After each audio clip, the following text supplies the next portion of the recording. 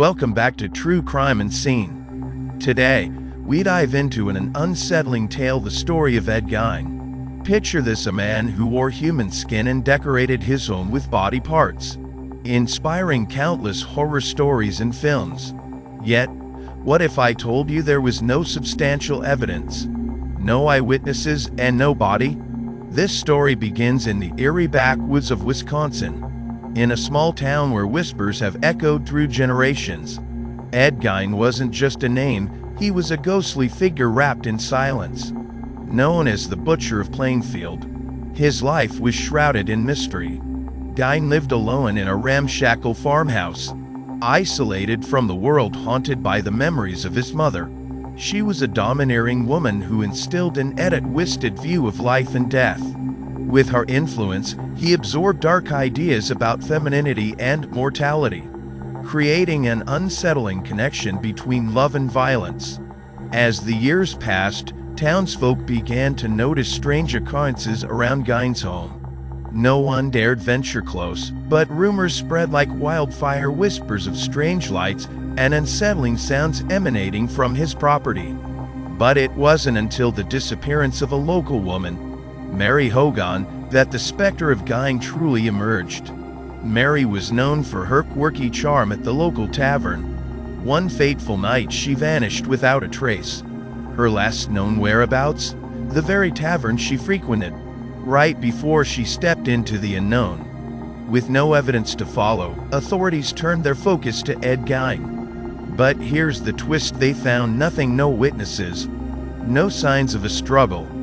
Everything seemed just a little too perfect, too clean. Speculation turned to fascination. Why did Ed seem unbothered? Did he know more than he let on? Days turned into weeks, and the case grew colder. It was hard to believe the depths of darkness lurking in Gein's heart. But as suspicion mounted, he became increasingly erratic and paranoid.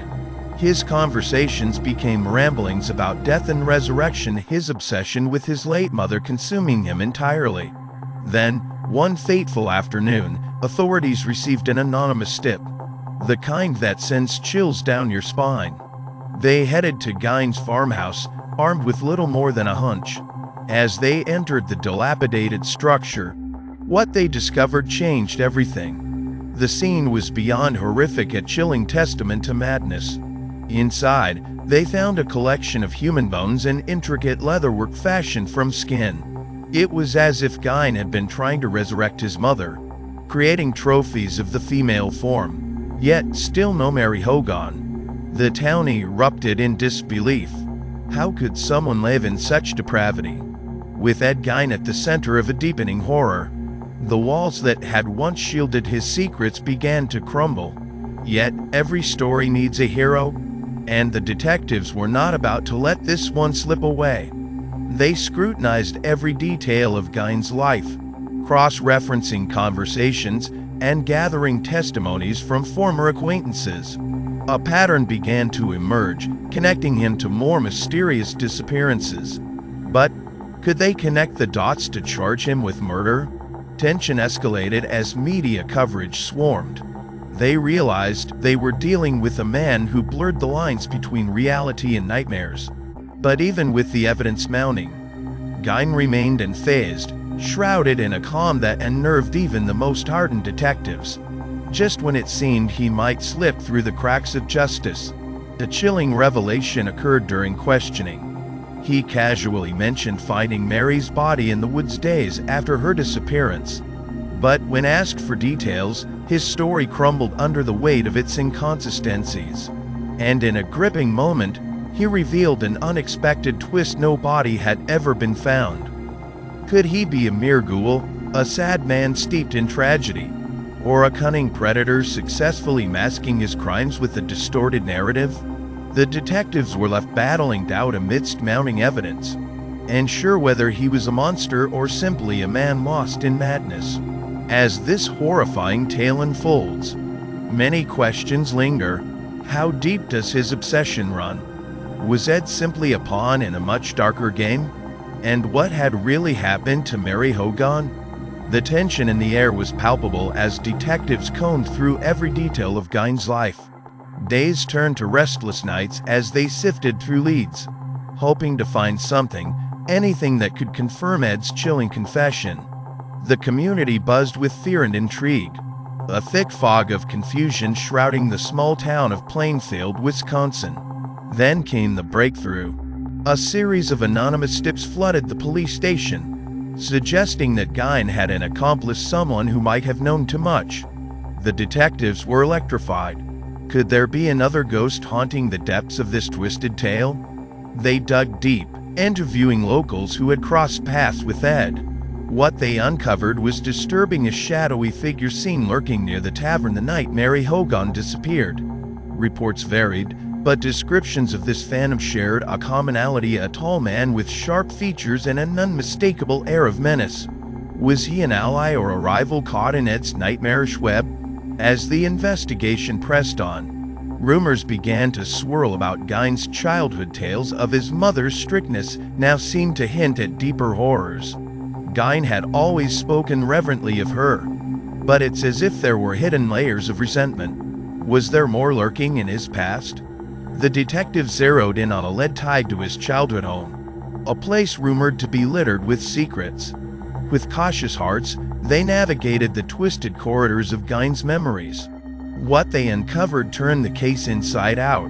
Hidden in the attic, buried beneath layers of dust and decay, they found a collection of journals, Gein's own grotesque diary entries dating back to his early teenage years. The pages were filled with ominous confessions detailing his thoughts on death, skin, and a longing for connection that twisted disturbingly away from the norm. But among the terror, there was also a strange blueprint, sketching out the layout of his house. Several sections were marked with odd symbols, as if chronicling a dark path that had been broken. Could this be connected to his depraved collection? The rumors of Ed Gein's sacrificial rituals began to gain traction. Stories that he used body parts not just as trophies, but as offerings to a twisted mythology. Driven by an urge to uncover the truth, the detectives delved deeper into those diary entries, each word dripping with obsession. One passage caught their attention. Mother always said, "To truly live, one must shape life from the bones of others." Chills ran down their spines. Was this just a madman's ramblings, or the confession of a cold-blooded killer? Tension rose as the detectives found themselves in an ethical peril. Just how far had Ed gone in pursuing this dark philosophy of life? Then, the stakes escalated dramatically. An unexpected phone call came in from a local historian, claiming to hold vital information about Gein's past. The police rushed to meet him, wary yet hopeful for answers. What they learned shattered their understanding of this entire case. The historian recounted tales of Ed's family, particularly about a long-lost brother believed to have died in tragedy. Surviving relatives had claimed he was buried nearby, in an unmarked grave close to the woods where Mary was last seen. Could Ed's brother have been a part of Gein's twisted psyche all along? In a sudden rush of adrenaline, they traced the leads to an abandoned cemetery just beyond the outskirts of town. They excavated the unmarked grave, hearts pounding, when the earth finally gave way, revealing the decaying casket. The detectives felt a mix of dread and hope. Inside, they found a body, one not of a brother, but of a woman. The forensic team rushed to confirm identities, and within hours, a heartbreaking revelation unfolded. It was in fact Mary Hogan, abandoned, buried in a grave of secrets forged by a madman's design. Tears blurred the eyes of those present, a tragic closure found in the tormented ark of despair. But the shock didn't end there. The ensuing autopsy revealed something extraordinary. The body bore no signs of violent trauma, but rather evidence of life support. She had lived long after her supposed disappearance. The implication? Mary had been held captive, with Ed meticulously crafting his macabre existence around her for weeks before her demise. It flipped everything on its head. This wasn't just a sinister monster acting on impulse. It was the product of calculated madness, not just a killer, but a captor, a puppeteer of fear. And then there was one last note. The detective on the case stumbled upon a letter wedged deep in Gein's diary, dated the night before Mary vanished. In those jotted lines were desperate pleas for companionship and understanding, as if Ed believed consuming one's very essence would lead to salvation. Mother may always live, it read, but love must be harvested. Could it be the final proof that Ed Gein was not just a killer, but a man twisted by love, lost in a desperate need for acceptance? With new revelations in tow, the townspeople were left grappling with the nightmarish reality of their neighbor.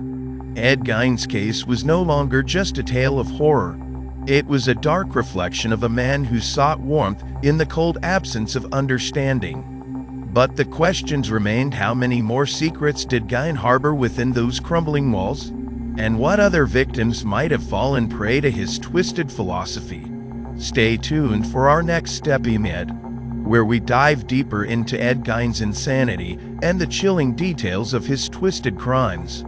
Don't forget to subscribe and turn on the notifications. You won't want to miss what terrifying truths we unveil next.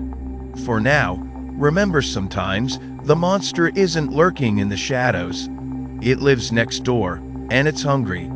Don't forget to subscribe and hit the bell icon to stay updated on all our captivating true crime stories. Thank you for joining us on this haunting journey. Remember, the truth is often stranger than fiction. Until next time, stay safe and beware of the shadows that may be lurking just out of sight.